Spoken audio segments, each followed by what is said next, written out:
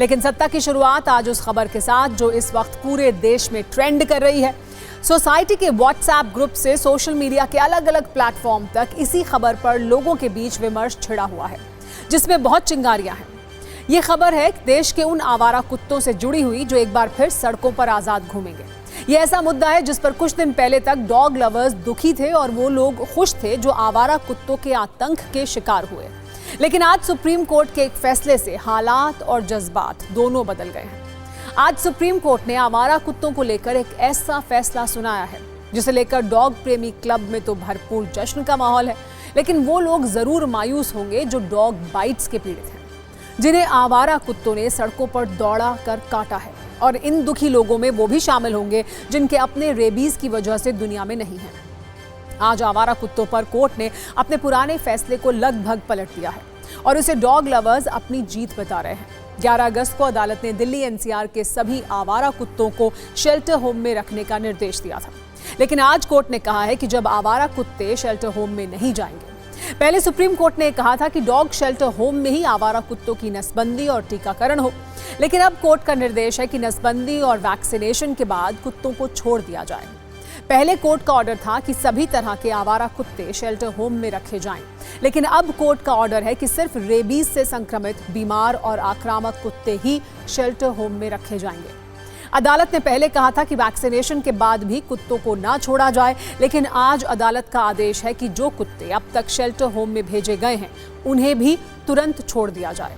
और सबसे जरूरी बात, पहले अदालत का ये निर्देश सिर्फ दिल्ली एनसीआर तक सीमित था, लेकिन अब कोर्ट ने आवारा कुत्तों को लेकर जो आदेश दिया है वो देश के सभी राज्यों के साथ केंद्र शासित प्रदेशों पर भी लागू होगा। इसके अलावा देश भर की निचली अदालतों में आवारा कुत्तों से जुड़े लंबित मामले सुप्रीम कोर्ट ट्रांसफर होंगे। हालांकि आज अदालत ने अपने पुराने आदेश पर आंशिक रोक के साथ जो 7 बातें कही हैं वो डॉग लवर्स को भी नोट कर लेनी चाहिए। पहली बात यह है कि आवारा कुत्तों को कोई सार्वजनिक स्थान पर खाना नहीं खिलाएगा। दूसरी बात, हर वार्ड में आवारा कुत्तों के लिए विशेष फीडिंग जोन बनेगा और सिर्फ निर्धारित जगह पर ही स्ट्रीट डॉग्स को खाना खिलाया जाएगा। इन नियमों का उल्लंघन करने वालों के खिलाफ शिकायत दर्ज की जाएगी। कोर्ट के अनुसार पशु प्रेमी आवारा कुत्तों को गोद लेने के लिए आवेदन कर सकते हैं, लेकिन एक बार गोद लिए गए कुत्ते को दोबारा सड़क पर नहीं छोड़ा जा सकेगा। आज अदालत ने याचिका लगाने वाले एनजीओ को 2 लाख और डॉग लवर्स को 25,000 रुपए कोर्ट में जमा कराने को कहा है। इस राशि का उपयोग आवारा कुत्तों के लिए तैयार होने वाले बुनियादी ढांचे और सुविधाओं के लिए किया जाएगा। कोर्ट ने आवारा कुत्तों को लेकर जो ऑर्डर जारी किया है उससे डॉग लवर्स तो खुश हैं, लेकिन अब भी ऐसे कई सवाल हैं जिनका जवाब डॉग प्रेमी क्लब के पास भी नहीं है। कोर्ट के निर्देश का एक पॉइंट है कि सिर्फ रेबीज से संक्रमित और आक्रामक कुत्ते ही शेल्टर होम में रखे जाएंगे, लेकिन ये तय कैसे होगा कि कौन सा कुत्ता आक्रामक है? ये कौन बताएगा कि आक्रामक और खतरनाक कुत्तों की परिभाषा क्या है? सवाल ये भी है कि आवारा कुत्तों में हिंसक कुत्तों की पहचान कैसे होगी, और अगर वैक्सीनेशन के बाद भी आवारा कुत्ते ने किसी को काट लिया तो उसकी जिम्मेदारी कौन लेगा? जवाबदेही किसकी होगी? इस सवाल के साथ हम आपको एक वीडियो भी दिखाते हैं जिसमें एक डॉग लवर सड़क पर खड़े कुत्ते को खाना खिलाने लगता है। कुत्ता भी उसके पास जाता है और सिर झुकाकर खड़ा हो जाता है। क्या कुत्ते के इस व्यवहार को देखकर कोई ये कह सकता है कि आक्रामक है और किसी भी वक्त हमला कर सकता है? तभी अगले पल कुछ ऐसा होता है जिसका अंदाजा शायद इस शख्स को भी नहीं था। इसीलिए सवाल है कि ये तय कैसे होगा कि कौन सा आवारा कुत्ता आक्रामक है और कौन सा नहीं है। हम आपको कुछ और वीडियो भी दिखाते हैं और ये वीडियो भी डॉग लवर्स से कुछ जरूरी सवाल पूछ रहे हैं। सुप्रीम कोर्ट ने कहा है कि आवारा कुत्तों को नसबंदी और वैक्सीनेशन के बाद वापस छोड़ दिया जाए। इससे डॉग प्रेमी क्लब खुश है, लेकिन आए दिन ऐसे कई वीडियो आते हैं जिसमें आवारा कुत्तों का झुंड राह चलते किसी लड़की पर या किसी बच्चे पर टूट पड़ता है, उनके शरीर को नोचता है, बुरी तरह घायल कर देता है। क्या ऐसे पीड़ितों को दलील दी जा सकती है कि घबराइए नहीं, कुत्ते का वैक्सीनेशन हो चुका है?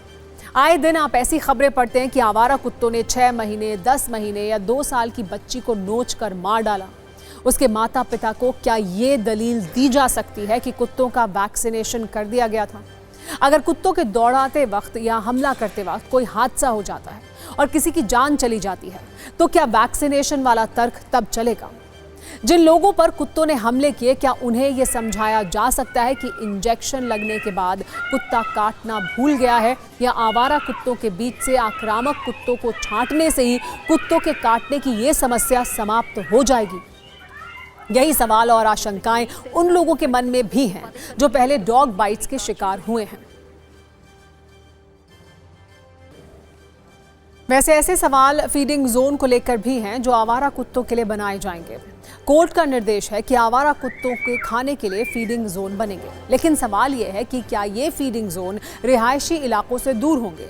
इसका चयन लोकल अथॉरिटी कैसे करेगी? कोर्ट का संदेश स्पष्ट है, आवारा कुत्तों को खाना फीडिंग जोन में ही खिलाया जाएगा।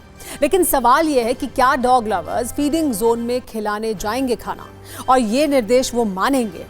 हमारा नजरिया है, स्ट्रे डॉग से प्रेम का सही तरीका यह है कि उन्हें गोद लिया जाए और खुद अपनी जिम्मेदारी पर पाला जाए, लेकिन शायद जिम्मेदारी कोई लेना नहीं चाहता है।